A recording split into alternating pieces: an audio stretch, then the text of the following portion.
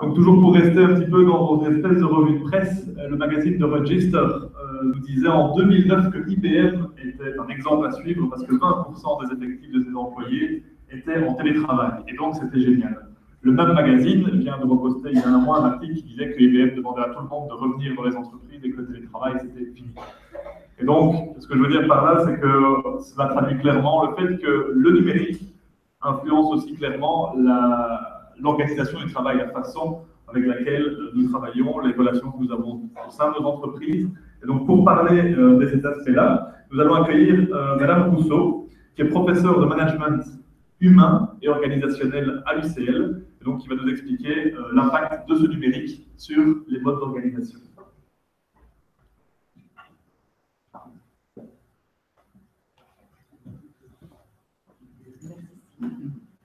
Bonsoir à toutes et à tous. Je suis très contente d'être parmi vous ce soir pour aborder ce thème des effets entre le digital, le numérique et le monde de l'entreprise et de l'organisation du travail en particulier. Je vous lance un petit peu par rapport à ce type. L'idée d'impact introduit de facto un lien de cause à effet, alors que c'est plutôt des liens, des interactions entre le numérique et le digital qu'on va pouvoir aborder ce soir. Ce que je voudrais mettre en évidence, parce qu'en 10 minutes, dans le temps qui est imparti, je ne peux pas traiter de tous les aspects, mais certains éléments clés que je voudrais pointer. Tout d'abord, en termes de transformation de l'organisation du travail et des modes de gestion de cette organisation de travail dans les entreprises qui, aujourd'hui, ont également recours de plus en plus au numérique.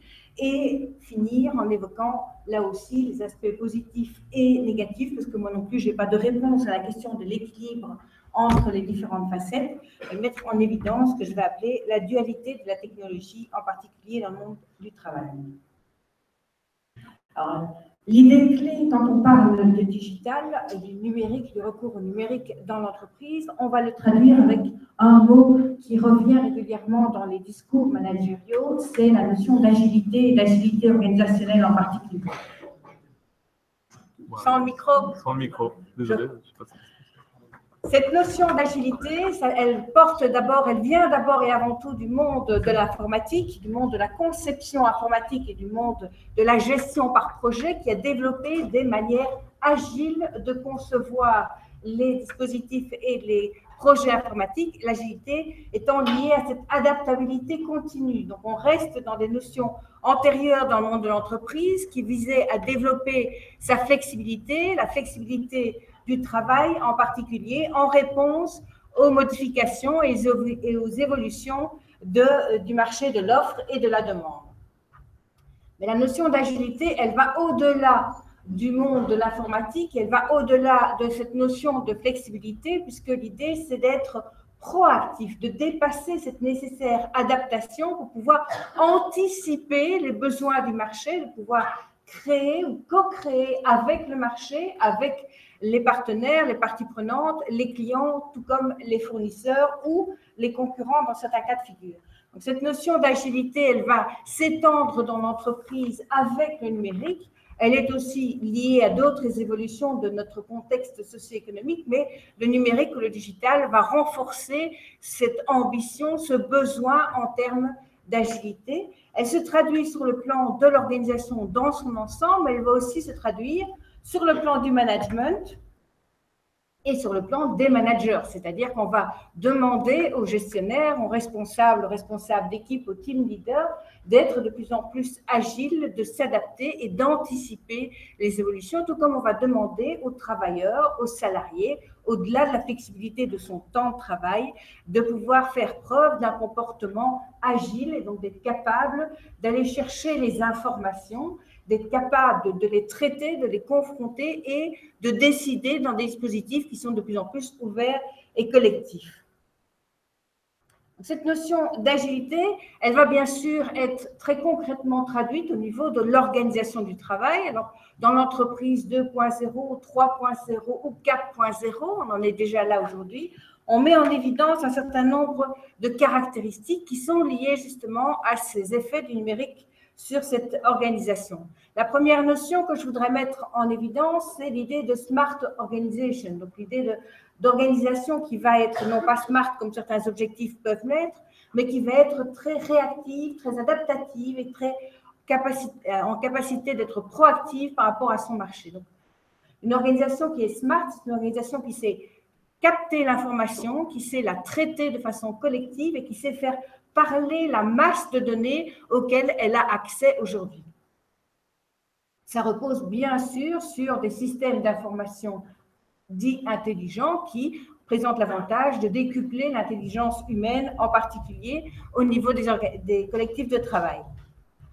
Au-delà de cette idée de smart organization, on va aussi parler d'open innovation. C'est toujours une terminologie anglaise. Dans le monde du management, c'est en général la terminologie qui est utilisée. L'idée de l'open innovation, c'est le fait qu'on va pouvoir travailler en système ouvert. L'entreprise va chercher à créer, va chercher à innover, en s'appuyant bien sûr sur la créativité de ses collaborateurs, mais aussi en allant rechercher des savoirs et surtout des savoir-faire et des savoir-être présents sur le marché, présents au niveau d'autres parties prenantes. Et donc, ce sont ces systèmes d'innovation ouverte qui se veulent ancrer et qui vont se nourrir des dispositifs technologiques qui permettent justement une ramification et un mode de fonctionnement en réseau. On va aussi évoquer, et Steve l'a fait dans l'introduction, les systèmes, ce qu'on appelle les New Ways of Working, les nouveaux modes d'organisation, dont par exemple le télétravail est aujourd'hui l'exemple le plus connu, qui a été mis en évidence comme étant une excellente manière de répondre à la fois aux besoins du travailleur en termes, entre autres, de conciliation vie personnelle et vie professionnelle, mais aussi de répondre aux ambitions et aux besoins de l'entreprise, de l'organisation, pour pouvoir s'adapter aux fluctuations de la demande et aux contraintes du marché. Donc, le télétravail a été présenté comme un win-win dans la relation du travailleur avec son employeur, mais aussi en termes d'éléments de mobilité et d'impact environnemental. Ça pose un certain nombre de questions, entre autres de questions en matière de contrôle du travail. Donc, ça a déstabilisé un certain nombre de managers et puis ça a pointé un certain nombre de problèmes auxquels l'entreprise n'a pas toujours trouvé des éléments de réponse. C'est pour ça qu'aujourd'hui, on voit un certain recul ou un certain marche arrière par rapport à ces dispositifs de télétravail, même si on les retrouve dans la fonction publique en Belgique de façon très présente aujourd'hui. Enfin, dernier élément que je voudrais mettre en évidence comme ces caractéristiques du digital dans le monde de l'entreprise, c'est cette mise en exergue de la collaboration et d'un management qui est dit collaboratif, donc qui va s'appuyer, qui va reposer sur la collaboration. On va moins chercher à diriger et donc à contrôler sensu stricto de travail, on va chercher à faire adhérer, à faire collaborer et on va travailler avec ce qu'on appelle des mises en conformité de normes. Donc, il y a un jeu sur les systèmes de valeurs en présence au niveau du travailleur et au niveau de l'entreprise qui est très important dans le cadre du développement de ce type de collaboration. Bien sûr, la collaboration ne se limite pas à l'entreprise, elle est une collaboration qui est ouverte avec toutes les parties prenantes. Aujourd'hui, le client est dans l'entreprise puisqu'il peut participer au co-design des nouveaux produits, des nouveaux services. Les fournisseurs, les partenaires, bien sûr la recherche universitaire est dans l'entreprise aussi et participe de façon collaborative à ces systèmes ouverts, ces systèmes créatifs. Ça, c'est pour mettre en évidence les tendances qui sont concomitantes à ce développement du numérique dans le monde de l'entreprise. Il y a aussi des éléments moins positifs, des éléments questionnants, aussi bien pour le salarié que pour l'entreprise. Le premier de ces éléments est lié à ce qu'on va appeler la déspatialisation, donc le fait qu'on n'a plus un espace-temps de travail qui est bien déterminé. On peut travailler, télétravailler dans des endroits différents, en des lieux différents, mais aussi à des moments différents. Et ce n'est pas nécessairement un obstacle pour la collaboration, même si on travaille à distance, même si on travaille sur des créneaux horaires différents. Cette déspatialisation du travail, elle va de pair aussi avec un flou des frontières entre nos différentes activités qui composent notre vie humaine, en particulier entre la vie professionnelle et la vie privée. Alors ce flou dans les frontières, il marche dans les deux sens. On a tendance à voir que ça permet aux salariés de pouvoir s'occuper de son rendez-vous chez le dentiste ou de gérer son entretien chez le garagiste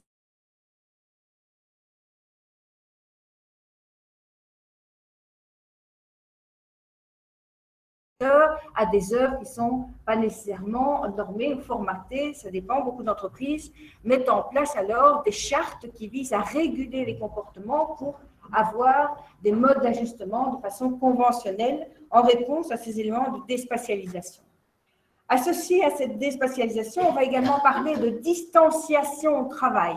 Donc, le fait de dire on n'a plus d'espace-temps défini pour le travail, mais on a donc aussi une distance socio-psychologique par rapport au travail. Donc, l'engagement au travail, la relation au travail, la relation avec l'entreprise, l'identité qu'on peut associer à cette activité professionnelle, mais aussi la participation au collectif de travail va être marquée par davantage de distanciation.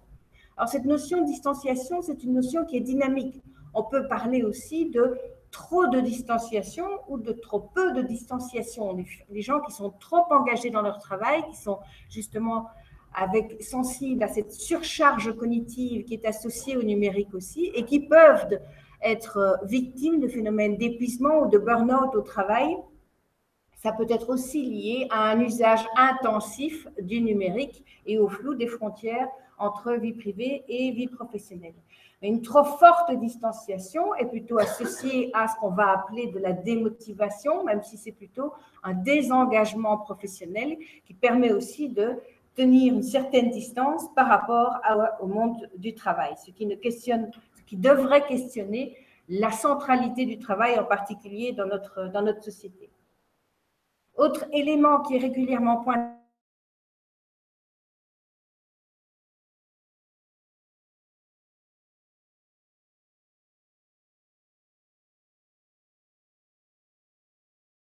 du temps de Taylor était aux mains des ingénieurs, des méthodes qui définissaient le comment faire de la tâche du travail à réaliser, aujourd'hui est aux mains de ceux qui définissent les algorithmes, qui sont capables de faire parler ces données, qui sont capables de croiser les différents flux d'informations et de pouvoir en dériver des décisions managériales. Et enfin, dernier élément, qui apparaît aussi comme de plus en plus concomitant à ces phénomènes de numérisation dans le contexte du travail, c'est ce qu'on appelle la déshumanisation, donc le fait que la personne au travail peut se sentir considérée comme un objet, comme un chiffre, une data parmi d'autres data, donc pas comme une personne qui a une contribution spécifique dans le cadre de la réalisation du travail. Donc, c'est la question du sens au travail qui est questionnée aussi à travers ce développement du digital et du numérique et qui amène justement à faire évoluer, à voir évoluer le rapport au travail et le rapport entre l'homme et la machine de façon plus spécifique. Alors, pour conclure, ce que je voudrais mettre en évidence, puisque j'ai essayé de pointer à la fois des aspects plus positifs liés au numérique et des aspects plus négatifs ou moins positifs, en tout cas des questions qui restent ouvertes par rapport à l'usage du digital. L'idée, c'est de prendre en considération ce qu'on appelle la dualité de la technologie. Alors, la dualité, ça fait écho à ce que les interlocuteurs précédents ont déjà mis en évidence, en particulier le pharmacon ou l'idée de dire c'est un remède et un poison en même temps. La particularité, quand on aborde la technologie dans sa dualité, c'est qu'en fait, vous ne pouvez pas choisir la face. Les deux faces participent à cette réalité. Et donc, prendre un côté, c'est prendre l'autre côté aussi. Ça suppose alors à l'homme de se poser les questions par rapport aux usages, mais aussi par rapport aux conceptions. Et je pense que dans le monde de l'ingénierie, la conception et le processus même de conception sont aussi à interroger puisqu'ils incorporent le sens et les finalités qu'on assigne à l'outil.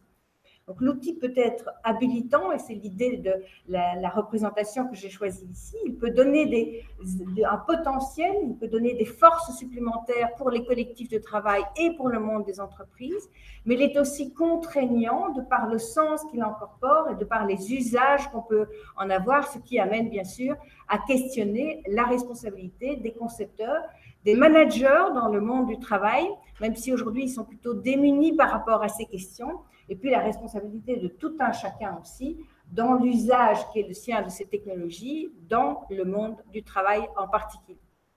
Je vous remercie pour votre attention.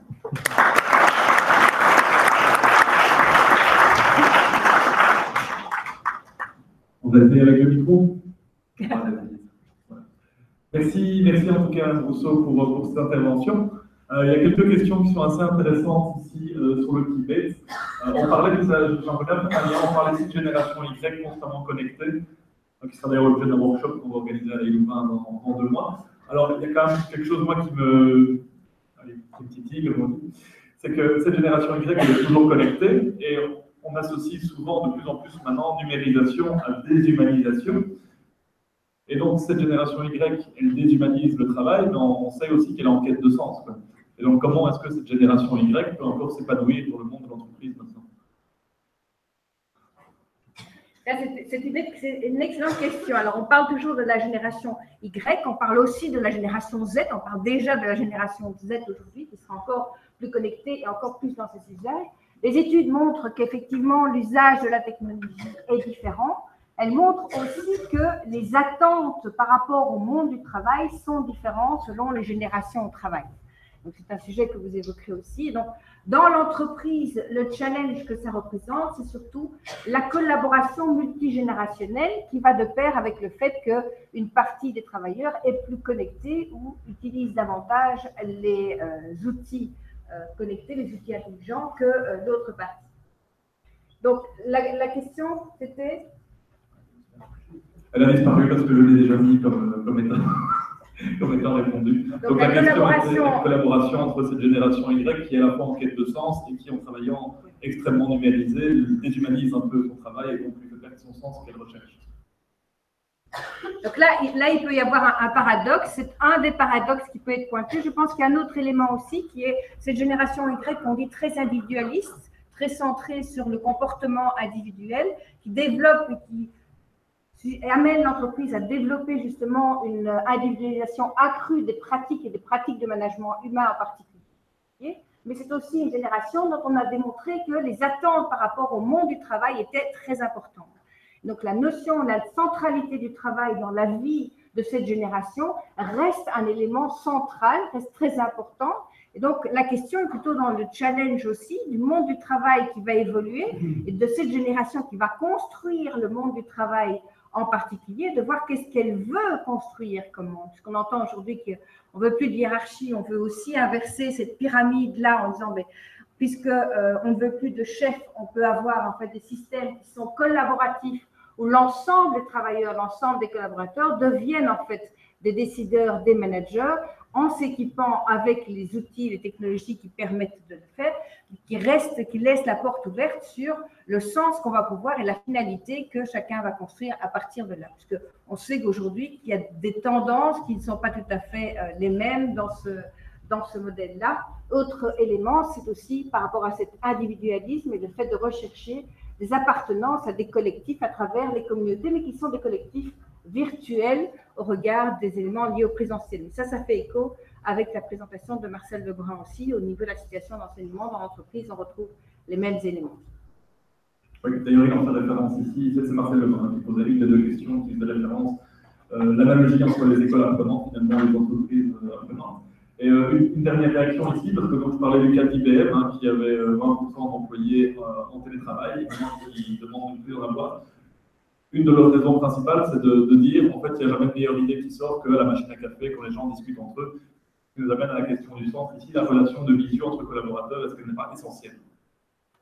Donc ça, les nouvelles technologies sont énormément utilisées pour tout ce qui est créativité organisationnelle. On utilise beaucoup de plateformes dans les entreprises pour pouvoir susciter et favoriser cette créativité.